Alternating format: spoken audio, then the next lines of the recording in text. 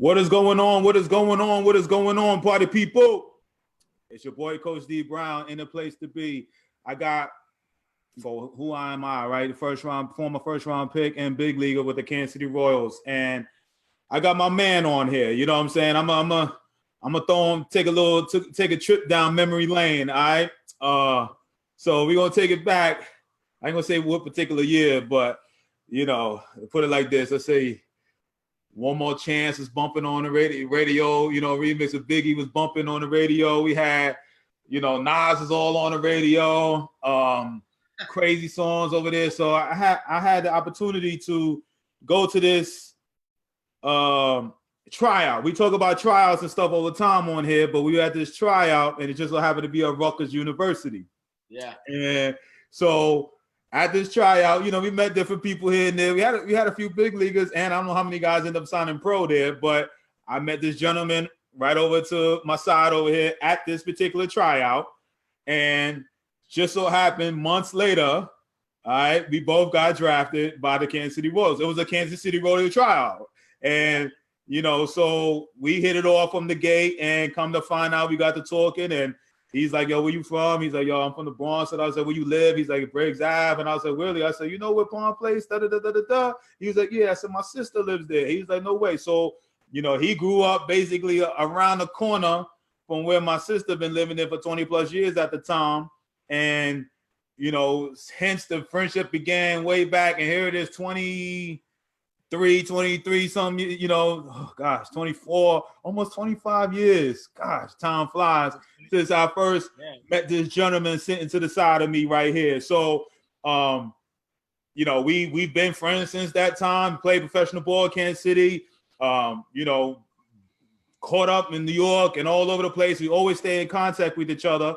And now he is at, St. Peter's University in Jersey. And I said, yo, I have reached out to him. I said, listen, I'm doing these Facebook Lives. I need you to come on, talk about your school. My audience, my parents, they love when I bring on these coaches. And I was like, yo, I got to get you on. And of course, like all my other people that have been coming on, and he's no different. He's like, yo, D, I got you. And he's like, so anyway, without further ado, I want to bring on my boy, Richie Bennett. So Richie, if you could, I like the introduction, what I'm saying? I told you, I'm gonna bring you back, what I'm saying, how this all comes about. So Richie B, if you could give a little, background check from where where you started, how long you've been playing ball, to how'd you get to St. Peter's hitting coach, all right, University in New Jersey. Well, like Dee said, we're longtime friends. I'm Richie Bennett, the hitting coach at St. Peter's University. We met long time ago, man. Long time ago, and it was just a random thing where we kind of hit it off at the tryout, and the next thing you know, we see each other in the locker room in Fort Myers late in the summer, and it was great. And we just clicked the entire time. So I got drafted in '96, same year as D, and I played with the Royals for a few years, and then I played independent ball for a little while. Had a chance to go play in Australia for a little bit. Once I stopped playing, I got into coaching. First, I was doing some lessons, and then a coaching opportunity came up with Monroe College in New Rochelle, New York. It's a Division I junior college. Very, very good school. Very, very good athletic program. I was there for 3 years. It was a great experience. It was a good stepping stone for me. And then I went on to coach at the University of Bridgeport for another 3 years, which was great. It's in the ECC Division II. Great staff, great program, great school. And at the same time, at that time, I was coaching in the New England Collegiate Baseball League, the NECBL, which is a great league. I mean, it's number 2 after the Cape. And I coached with the Danbury Westerners. And I loved it there, man. Those guys were like family, and they still are. A lot of good friends there, a lot of good players that came by there. And now I'm at St. Peter's University. Took this opportunity with this club, and it's been great. It's been great. It's been a great experience. It's been a great challenge. Just trying to do some different things there, and trying to bring the knowledge that I've had from so many different places, from my playing career and from my coaching career and just real life aspects and just bringing that to the table. Awesome, man. So, I mean, you've been in a few places, man, and I want to kind of dig a little deep into the difference of schools, the different levels, and also want to dig a little deeper into the collegiate level, the collegiate winter summer league you were talking about. That's right underneath Cape. I want to ask a few questions just for personal reasons, but let me give a little shout out to everybody. What up, Shay? What's going on? We got Juan Rocha in the house. He said, "What up, Richie B?" Juan Rocha, my man. I just saw him in Dallas. Love that man. Love that man. Yeah. He said, "What up?" So we got Tony out in Cali. What up? We got Rick out in Queens. What's up? We got Angelo. What's up? We got Mr. Ray out in Cali. What up? We got T Sud over here, and we got more people coming on. All right. So we got so anyway, you know how these goes, man. Any parents, you got questions, anything for Richie? Please type them in and I get them out to him. So you know, I know Richie B, we talked about, you know, you talked about the schools that you have coached, Connecticut and, you know, out in Danbury and you know, Monroe and Westchester. Now you're in Jersey. So, you know, what are some of the challenges that you deal with when you are in, you know, being in a northern school? And, you know, right now I'm sure it's brick out there, very cold for the you know, the slang word is brick, you know what I'm saying? So what are some of the challenges that you deal with up there, man? Well, you know, the weather is definitely a thing where, you know, it's just, you know, after the fall, late in the fall, it gets really, really cold. Once we go inside, we're just limited facilities where, you know, maybe we can throw and hit, take ground balls, you know, but can't take any fly balls. Sometimes we don't have a lot of northern schools don't have the space to work on a full infield, or just don't have the space to have a few cages.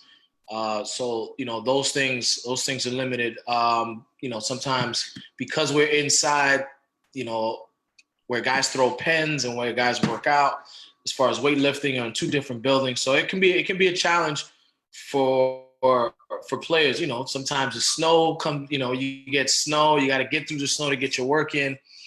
So, you know, there are definitely challenges. You don't get to play games. Everything is pretty much simulated. And, you know, right around that time where spring is about to start, everybody gets itchy. Everything gets, sometimes things get a little repetitive, and you just got to keep these guys motivated and ready for when we do go outside and we do play against the teams that have the luxury of playing on the field before we do.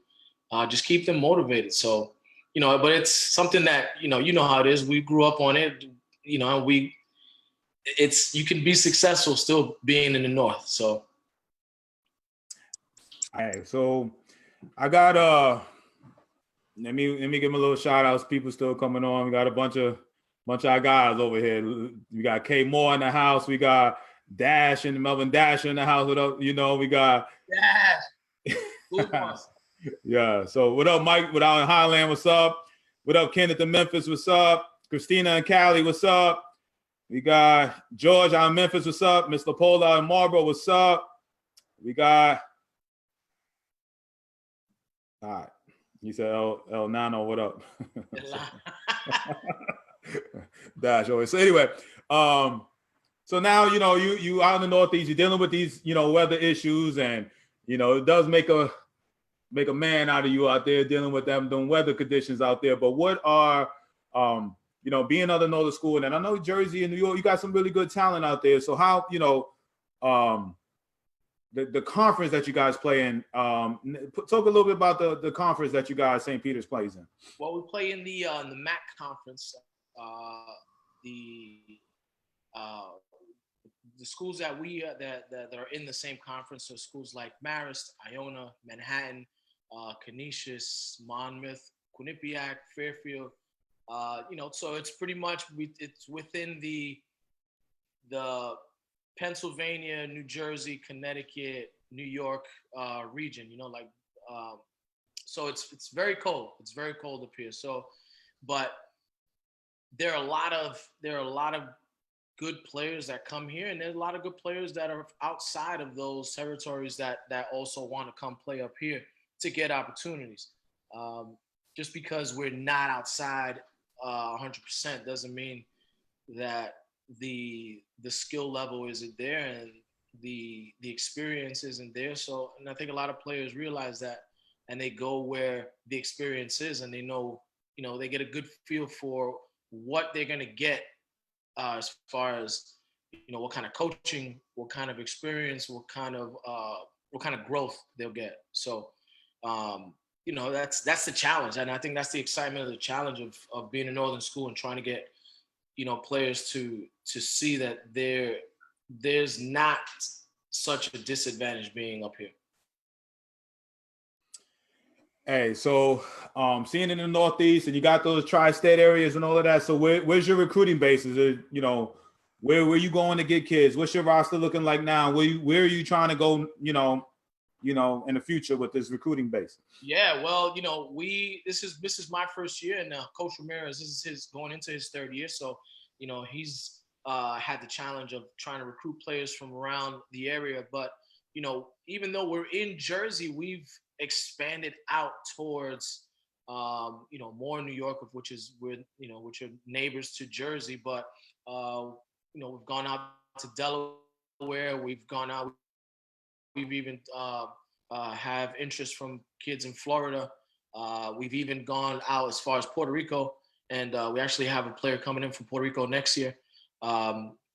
We also, Connecticut is also on our radar now. Whereas before that, it was pretty much Jersey.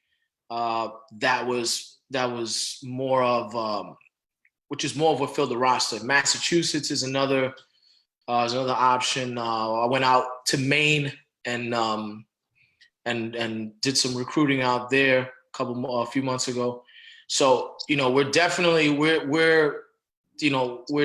expanding. We're not limiting ourselves to Jersey only or New York only. We're going out as far as we need to go out, to get the interest of players and give these guys opportunities where some of the opportunities within their region, they're just not getting. So Texas is another place that we're gonna start hitting very, very soon. There's some people out there that we know that have been telling us about some good talent there. So a lot of good arms. So we're definitely gonna go out there. So I mean, when it comes to recruiting and going outside of that New York, Jersey, Connecticut, tri-state area, what I'm saying, what other tools and what other avenues and ways that you want to acquire talent? Is it just like who or is it it's basically is it a relationship type of thing to get other kids kids from outside of the tri-state area to come to a school like St. Peter's, or what? Yeah, well, it's a little bit of everything, where we definitely go out and we go out to these tournaments that we may not know many people, but we want the players to know. We want to have a presence at those tournaments. So that's one avenue, and then also if we hear of players within an area that we haven't touched on, and maybe somebody recommends that we come out and take a look at a couple guys, we do that. We do camps. We do where we have pitchers coming, like a pitchers camp or a full camp where we have position players and pitchers to come out, and where the players can come see the school, come see the campus, if the players are on campus, they meet the players, that kind of thing. Players are there working the camp. So there's many ways. There's a few ways that many ways, not few ways. There's many ways that we're trying to take advantage of those opportunities, where we just don't want to base it off of who we know. We want to go by getting out in certain areas that maybe some schools aren't touching right now because of what they're used to. So we're thinking outside of the box from what St. Peter's is normally thought of. So trying to change the culture as well, which is a huge thing for us, to change things around to continue to grow, and it has been growing. All right. So you mentioned some of the camps and everything that you partake in, or let me kind of give me the recruiting. Obviously you're going to be recruiting, and other coaches and all of that, but kind of give me a schedule on the upcoming year? What, where you're going, what type of camps you having? Well, we're gonna have. We're looking to put together a camp towards a little bit closer towards the end of the spring. In the summertime, we'll definitely be out there looking to see, what players have interest, what players we can kind of bring in to show our interest. Um, I'll schedule this for this summer. I mean, there's so many tournaments that I have locked in for the summer, whether it's in Long Island, it's in Massachusetts, be in Pennsylvania. Trying to think in Florida. I'm gonna make a stop out in Florida, so I'll be, the St. Peter's presence will definitely be felt. Not only myself, the other coaches, Coach Danny Ramirez and Coach Dan Prigge, we'll be out. They'll be out there as well. So the presence, St. Peter's presence, will be out there. But the camps, we'll have the camps up on our site, and we'll push it out to people so they can sign up for. And like I said, more towards the late spring, early summer, around that time. What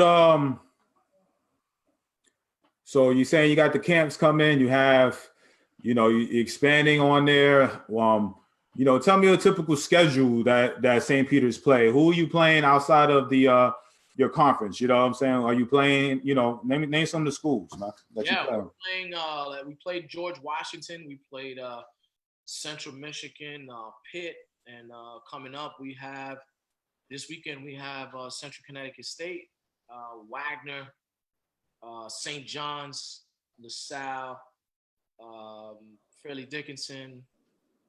Who else is out there? Seton Hall. So we're definitely playing Fordham. We're playing schools, some good schools outside of the conference that we feel we can match up against and show our worth. And show that for players who are looking to come to the school, to show them that, listen, we're not playing around. We're looking to play schools that are competitive, that will compete, that will challenge us, and bring the best out of us, and we'll bring the best out of our opponents. So it's not, we're not looking to have an easy schedule. We're definitely always looking to push forward and to see how hard we can push.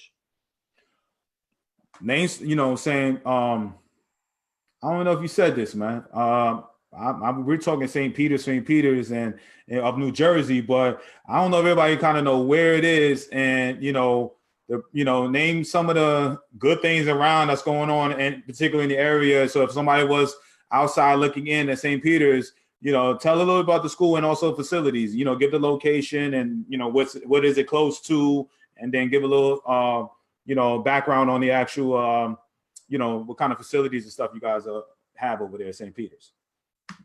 Yeah, St. Peter's is in Jersey City. Jersey City is about 15 minutes from just a few miles from New York City.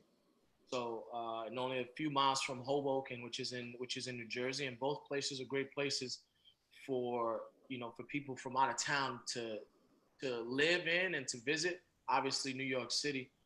So a lot of the students, they'll take the train in, or they'll take the bus into the city.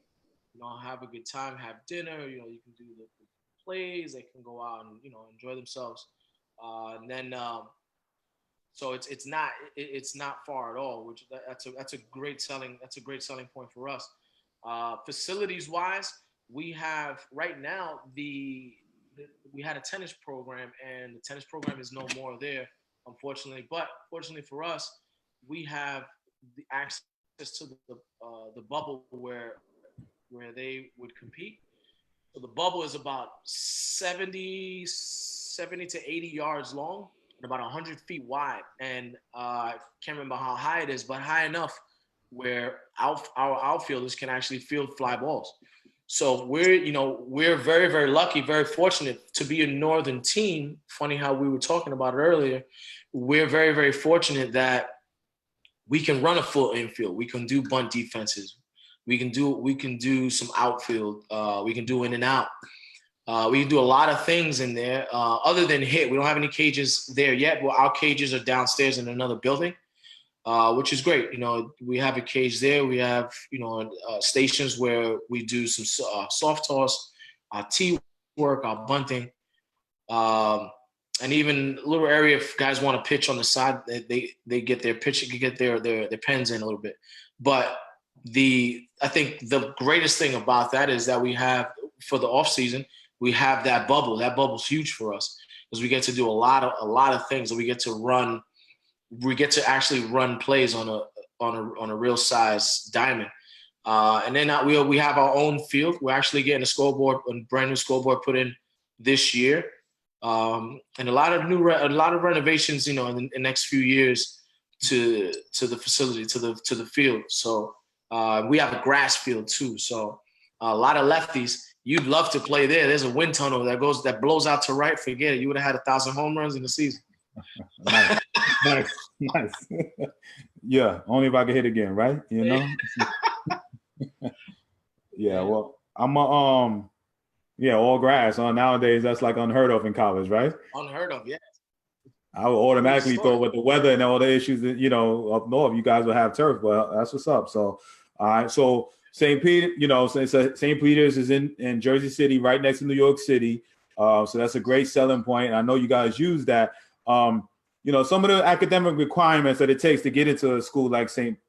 Peter's. Tell me what the academic requirements are. Well, St. Peter's, you have to have at least, we just changed it up a little bit now, but at least a 1050 on your SAT and a 2.7 to get into the school.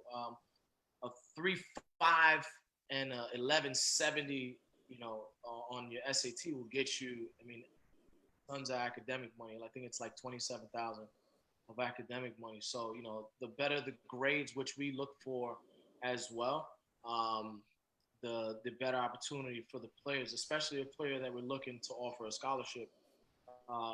It's something that it just, it's a huge help for them and for us.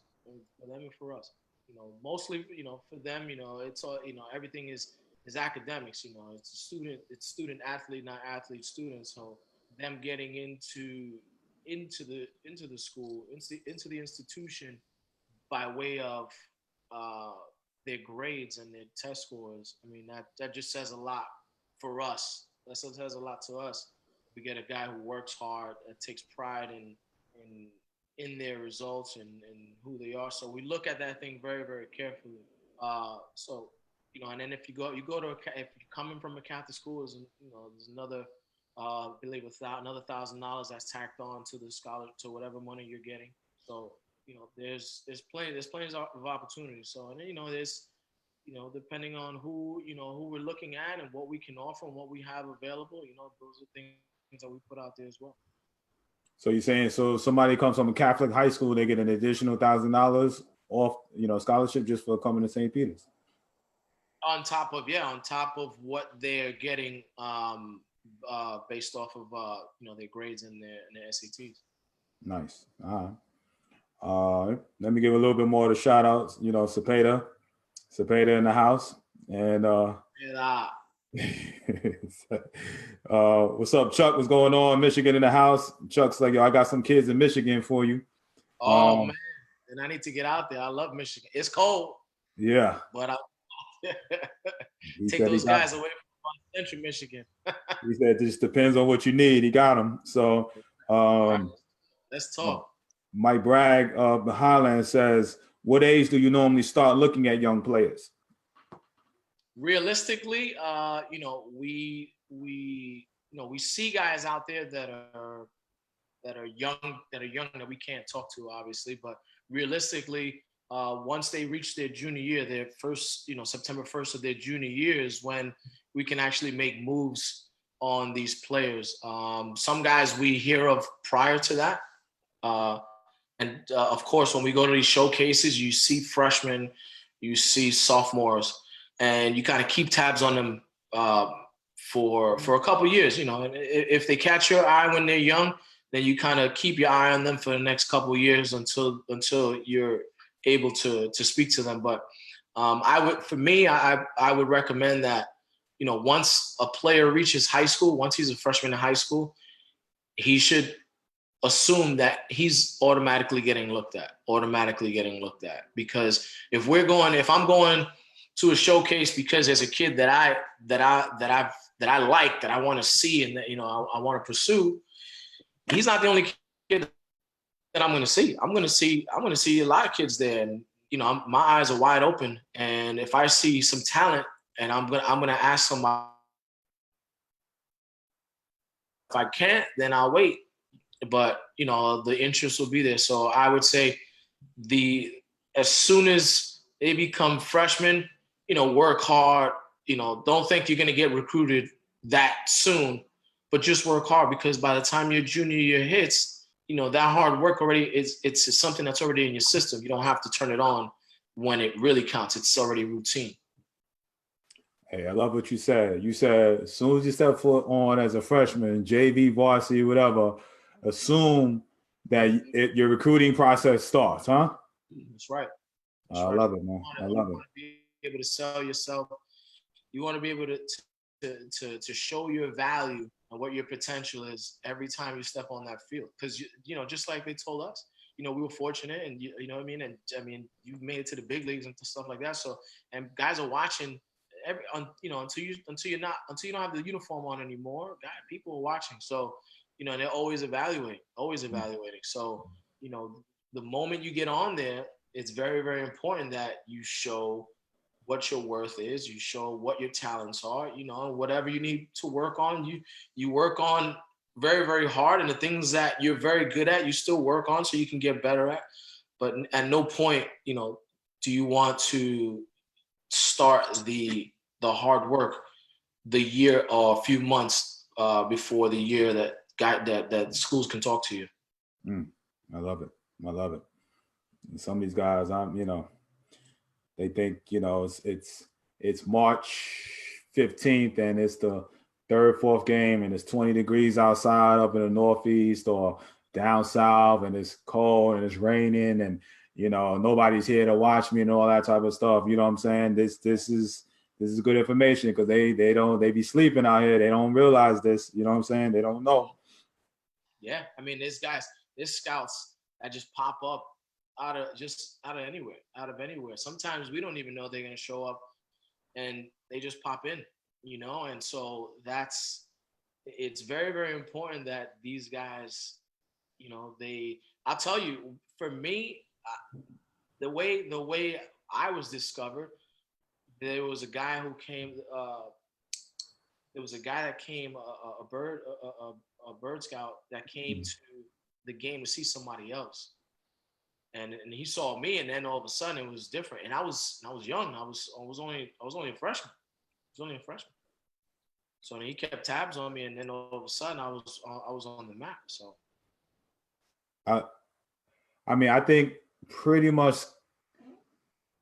I know me, my story, same thing. You know what I'm saying? My boy was a year ahead of me. They was out here watching him, and they saw me. I think if you ask 10 dudes that end up getting drafted, right? They're never the one who, 8 out of 10 of them is never the one that they intended to be looking at. You know what I'm saying? The scout or the recruiter, and then they see some other, just like you just said it. I'm gonna come out and I'm gonna look at XYZ player when I'm looking, when my eyes are open to everybody out there, right? Yeah. I mean, it happens all the time. I can't tell you how many times I've gone to see one kid that I really like, and then there's another kid that I'm like, wow, this kid's good too. Man, we gotta touch base with this kid, and I gotta find out who he is. How old is he? What his interests are, that kind of thing. So, as a player, you never know. As a coach and as a recruiter, and experience-wise, I know that I'm going out there to see one, but there's gonna be others that I will see. So they just better be ready, because. That's right. I'm glad you said that. Hey, Richie B, if you could, I don't know, sometimes your mic is good and then it always goes down. I don't know. You know what I'm saying? So, yeah. I'll speak louder. All right, cool. All right. So Chuck's like, let coach know, I'll email him. So I'm gonna put your. Do you have your business email on here? What's your business email? My school email is rbennis@stpeters.edu. And then Bennis, you guys have my name there, Benes. And just send me Chuck. Just send me that. St. Peter's, no period, right? Just St. Peter's. St. Peter's, no, stpeters.edu. I put your email on there. So William Thanks, Chuck. out in Jersey asks, Coach Bennis, do you have a baseball summer camp? And on your Facebook page, it looks like you have your own baseball academy or travel ball team. Do you still have that? I actually, yeah. What I did was on my Facebook, it's had a brand where we did gloves, we did custom bats. You know, I still do the gloves. Right now, coach has been so busy, so that's taken priority.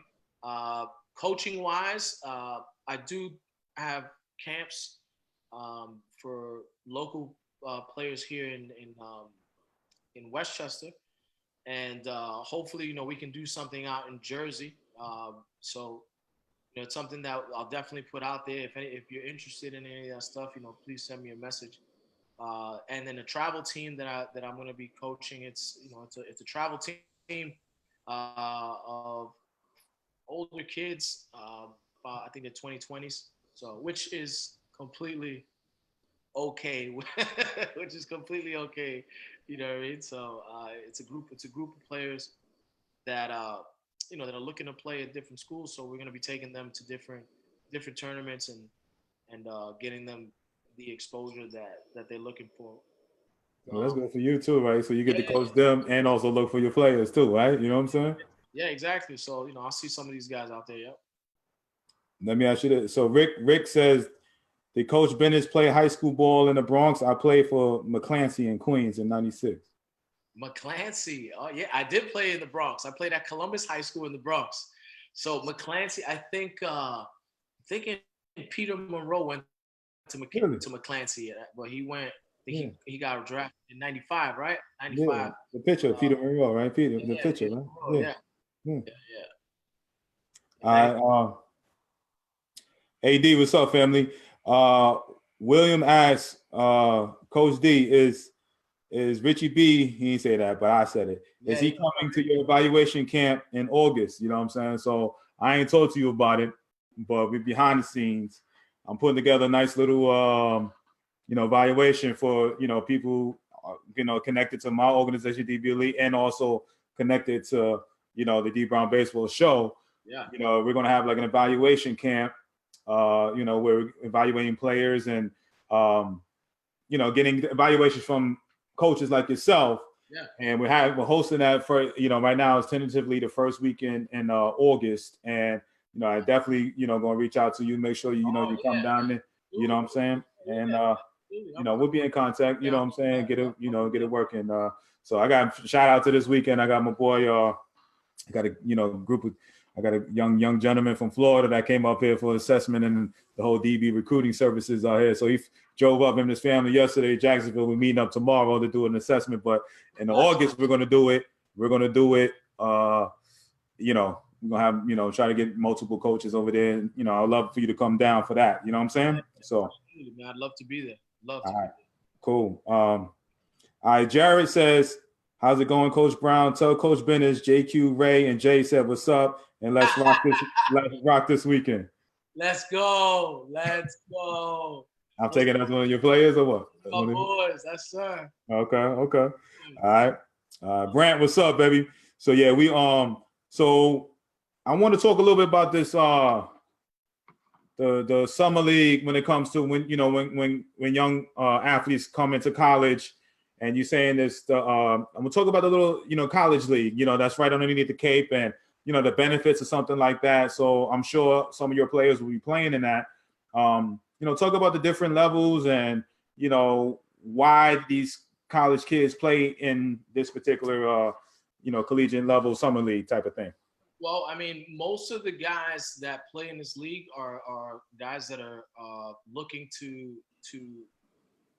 continue with baseball as far as a career, or and then there's a percentage that just, that wants to continue, they love baseball and they want to continue to excel and have a great college career, and leave a stamp at their program and in the summer. But I mean, it's a great opportunity to play at this level. You have to play in the summer. You can't play just your college season, take the summer off, and then come back in the fall. You just can't do it.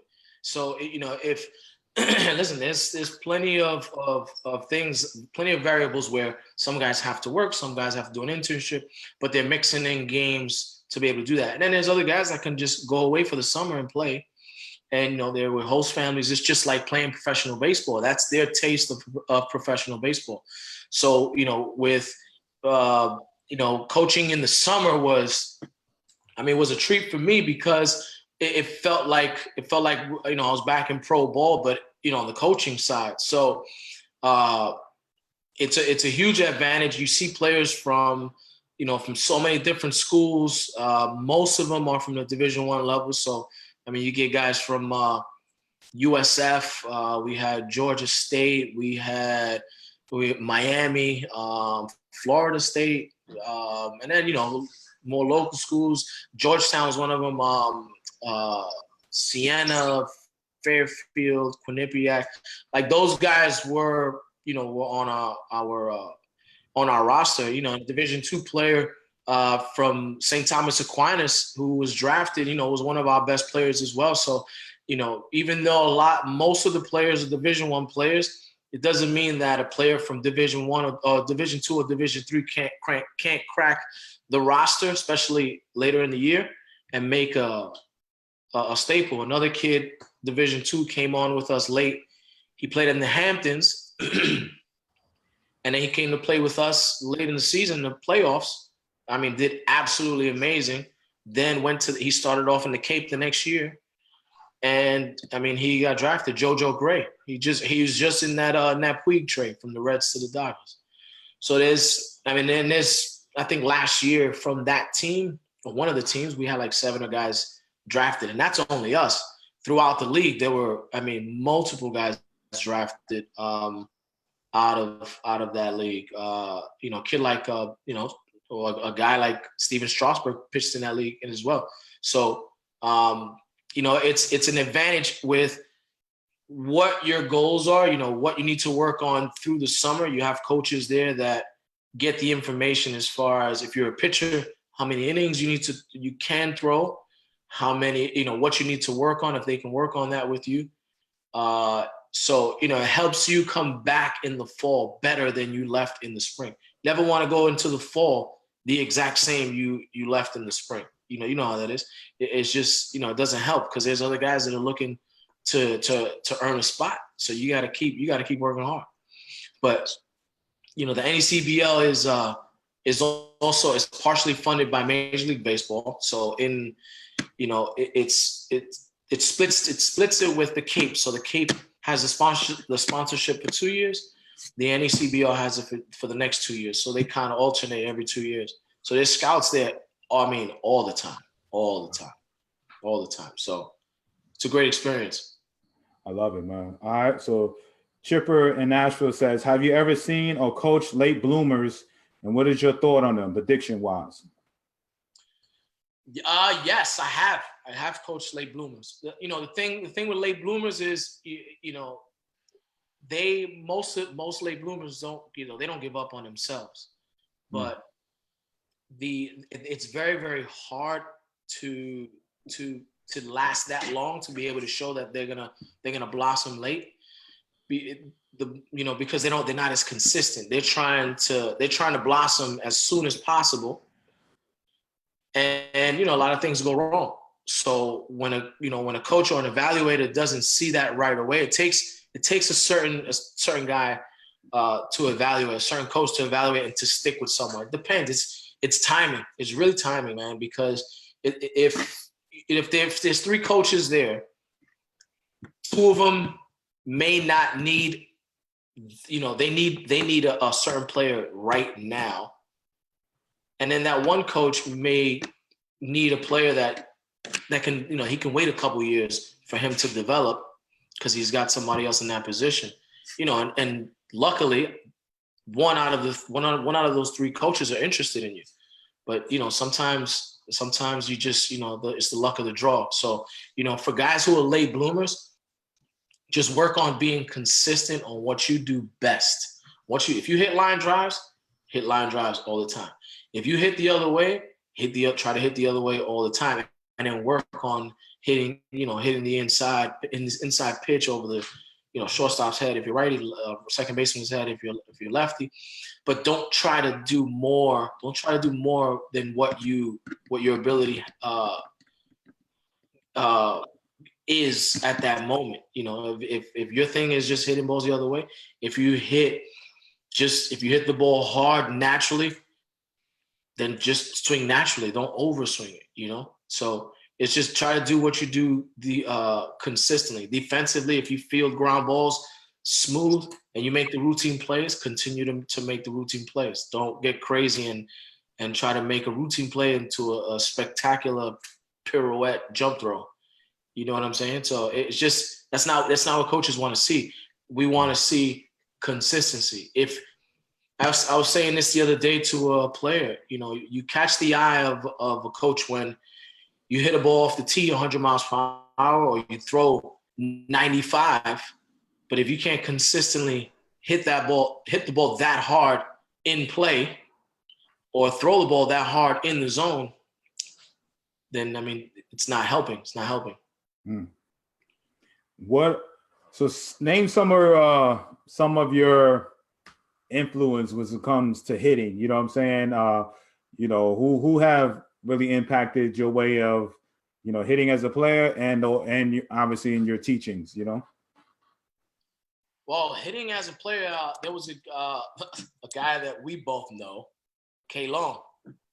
K Long, is a guy that his style of coaching, of teaching hitting, is very, very simple, and you feel very comfortable when he's talking to you, and that's something that I learned, just watching him work with guys, and him talking to me about stuff, and then after KC, is when I really got to know him even more, when he would come up here to Westchester and do some things up at a place called Pro Swing and just work with guys. And then, I would call him and talk to him and say, hey, what do you think about this and this and that?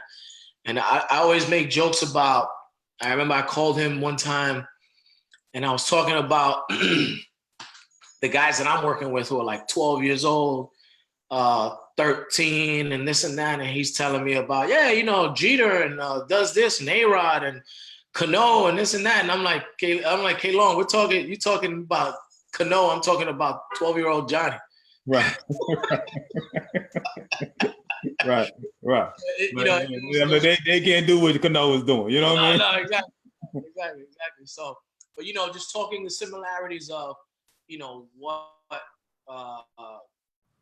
what players are doing nowadays coming up, and what players are doing at that level, and just explaining those things. And then there was another coach that I had, Jay Ward, out in Quebec, that was very, very good. He was a very, very serious, stern coach, but he knew his stuff, man. He knew his stuff.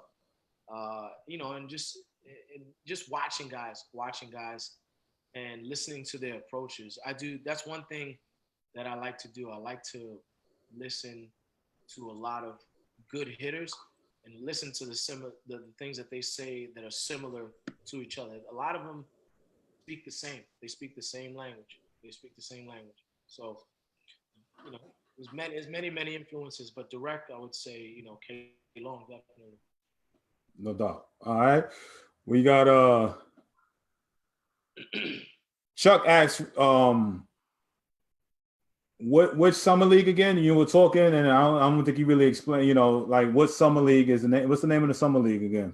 The New England Collegiate Baseball League. So it's the NECBL. Cool. All right. William asks, do you ask players to come to college early and skip their last semester of high school like football rather than waiting for fall to start? No,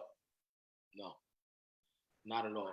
you know, it's important. It's important to finish to finish up, you know, the academics. Listen, not everyone's gonna have that opportunity to play at the highest level, man. At the highest level, everybody has an opportunity to get an education. So, you know, for us, like I said, you don't have many guys that will have that talent, have that luck to just shoot straight up and skip certain things that most of us would do, like a Bryce Harper who left high school early and went to JUCO. You know, it's just, you know, that was a thing. That was something that was a for sure thing. Not everybody has that. There's so many things in between that can happen. But you know, education is something that you can definitely, everyone can get an education. Not everyone can play Division I baseball or professional baseball. I agree. Well, I'm trying to get these last questions. Yeah. All right, we got so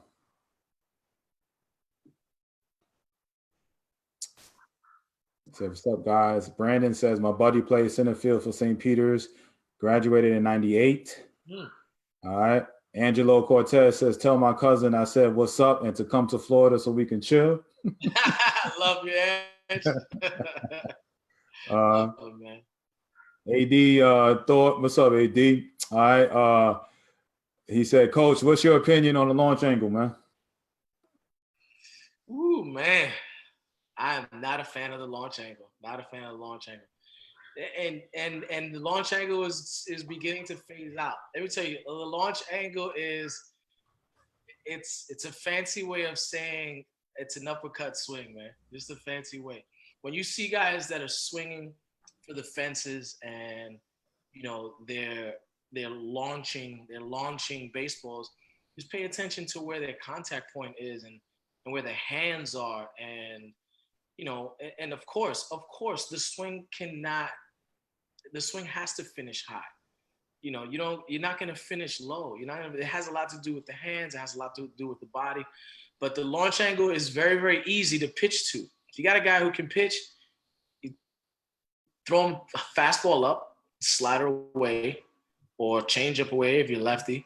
It's very, very easy to pitch to. So, you know, it's Harold Reynolds said this last year sometime. He said the launch angle was a swing that you would take with 2-0 and with 3-1. And it was called a man hack. Right. That's what the launch angle is. You just swing out of your shoes, but then you gather, you get yourself together, and then you hit. Right. So, you know, not every, and I think that a lot of the coaches that are teaching the launch angle, they're not explaining, or they're not going into detail that not every single pitch that is thrown at you is the pitch that you can hit it hard. Not every single pitch. You know, when you look at that, you know, you look at the strike zone with the 9 boxes in the big leagues, you see the hot spot, you see the cold spots, right? So a pitcher is going to pitch to the cold spot. You can't swing at that pitch the same way, you know, the pitch that low and away that you can't hit. You can't swing at that pitch the same way you would swing at a pitch up and in that you absolutely, you know, destroy every single time. So, and that's something that we talk about, you know, and I talk about with my hitters is you know, if you naturally hit the ball hard, then just make sure that you're aggressive, you know, you're aggressive on pitches that are in your hitting zone. Don't chase pitches that are outside of your hitting zone. That's another factor also. Pitch selection. I can't hit a pitch hard if I keep chasing bad pitches. You know, so there's a lot of things that have a lot to do with launch angle where, you know, a guy hits a home run. There's a lot of home runs being hit, a lot of strikeouts too. But you got to learn how to hit before you try to hit home runs. If you don't know how to hit, you're not going to hit home runs. You know, and you know, and as you know, you're a power guy where if you know at the highest level you get paid to hit home runs, and it's okay to strike out. Not okay to strike out in high school. Not okay to strike out in college. Not okay. It's okay when you're getting paid, you know, when you're getting a lot of money to do one job, you know? So when you get to that point, then you can focus on that one job. Until then, you have to be able to understand every aspect of hitting, and recognizing pitches. I mean, you said it. I mean, I was known as a power guy, but I mean, I took pride. I took pride in my average. You know what I'm saying? Like, yo, you know what I'm saying? Like, I could remember conversations that you and I would have on the phone, and you were like, "Yeah, I felt good today. I hit double. I hit a home run. I hit 2 home runs today." And then another conversation, like, "I struck out. Damn it! I'm in the cage early." So because you knew that you can hit home runs, but you weren't trying to strike out. And a lot of guys, do that in the league. But then there's other guys who get paid that it's okay for them to. Right. You got Aaron Judge pop, which I ain't never had. You can go ahead and strike out 200 times and whatever, but each one of his hits just happen to go over the park. I ain't had that type of juice, but it is what it is, man. I just think too many people don't take pride in hitting no more. You know what I mean? Like being a hitter. You know what I mean? And that's where the launch angle stuff gets on my nerves with that, man. But I got Bill. Bill asks, William in Jersey asks, do you need any bat boys for games? We might. Yeah, he over there hustling. Bill's a hustler. He made me laugh. In the three levels, he's out of he ain't too far from Rutgers over there. So I mean, he ain't too far. So he got to come down. I got to help him for him. Yeah. He got his boys. He got 2 boys down there. That's what he's talking about. So, but 3. As a family, we do it as a family. All right, that's what's up. So, Jesse in Vegas asks, in the 3 levels of university, that would be D1, D2, D3, and JUCO. All right, hitting has the same approach, or what's the difference that you see? That you've coached. You've been in pretty much all the levels, right? So, yeah. What's your approach to the different levels that you see to hitting, if you see it at all? Well, the instant difference is the pitch, the control in pitching. When at the Division I level, pitchers have much more control than with several pitches, not just the fastball, than in junior college, or in like a Division III, Division II. Pitchers had control. They didn't throw as hard.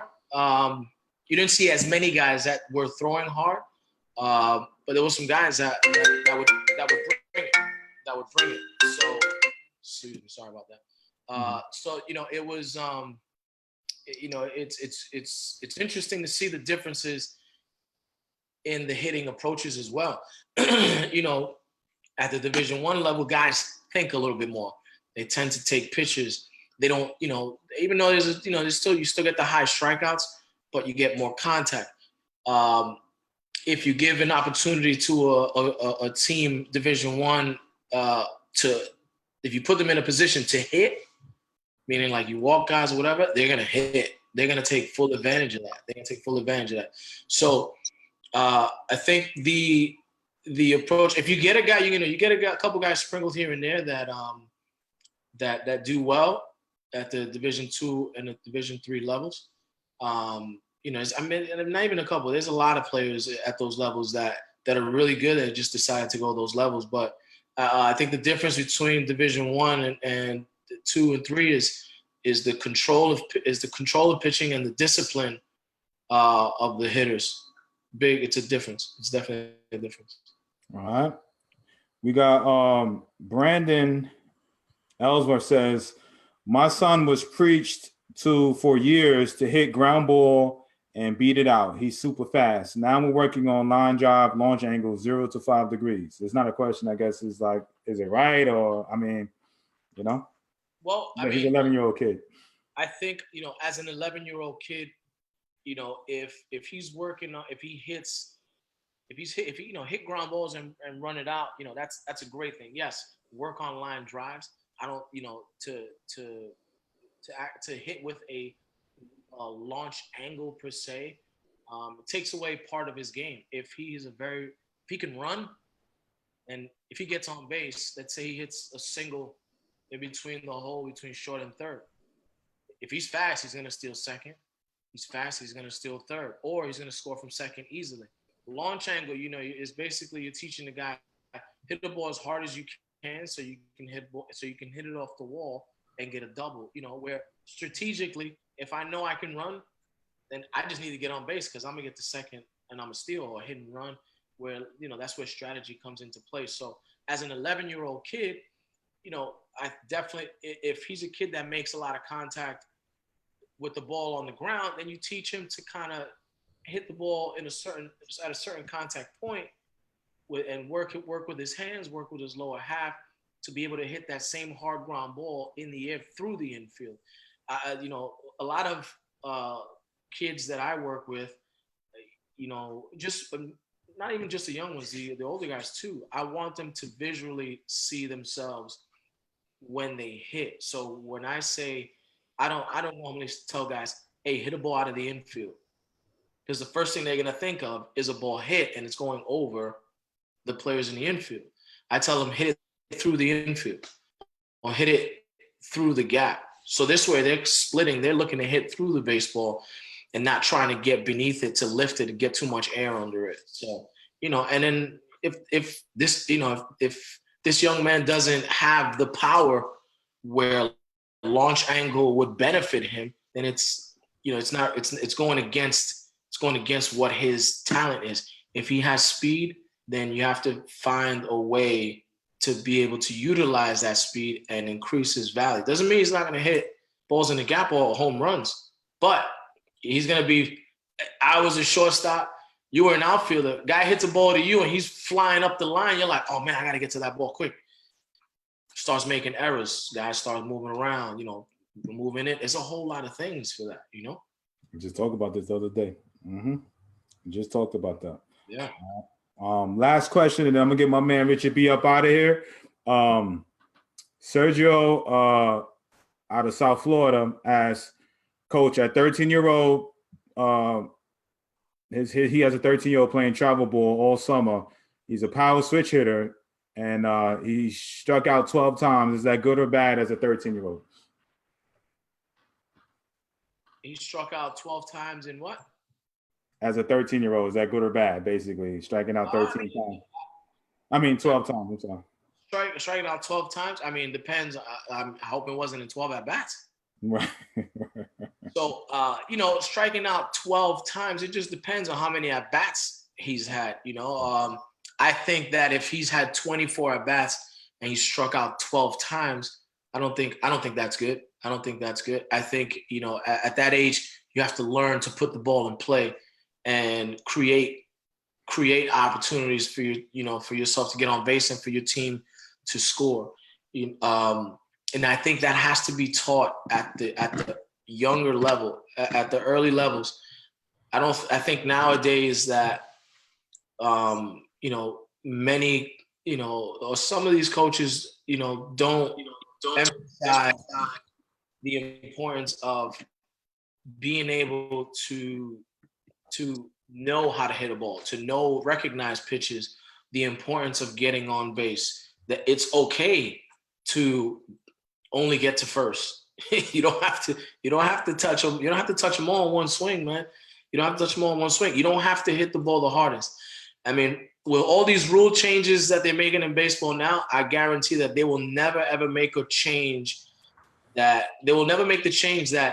if you hit the ball the hardest, the team that has the most guys that hit the ball the hardest wins. Or whoever has the most, the furthest ball wins the game. No, it's still whoever scores the most, period. It'll always be that. So find ways to get on base. If you're a guy that hits for power naturally, then continue to hit for power naturally. That means when you hit, you're learning how to hit with that power. If you're a guy who's a contact guy, as you start to develop body-wise, mechanically, you're working on hitting the ball further, but work with your strength. Don't try to. Not everybody's a home run hitter. If you hit the ball well enough and you hit good pitches, you'll run into a few. Ask Altuve. Right.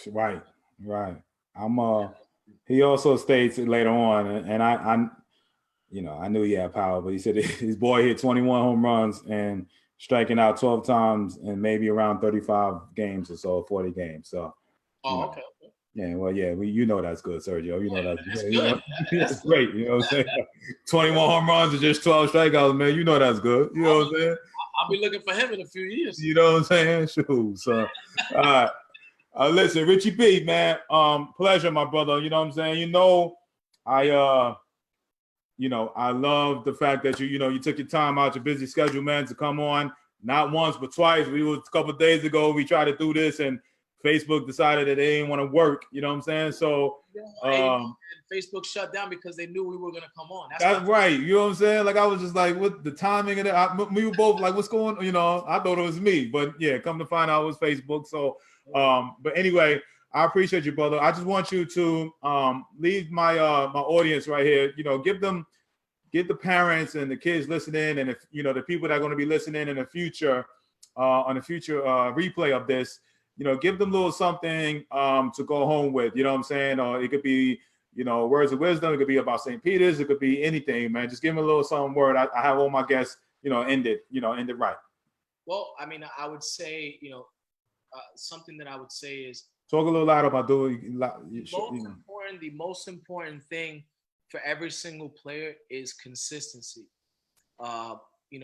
As players continue to develop, recognize what their strengths are and expand from their strength. Help them develop from what they're best at, because then they'll be able to respond more. They'll be able to take more chances because they feel better, and you'll be surprised how much more you'll get out of them. Instead of if you want them to hit a faster pitch that you throw them in BP and they just can't do it, you know what?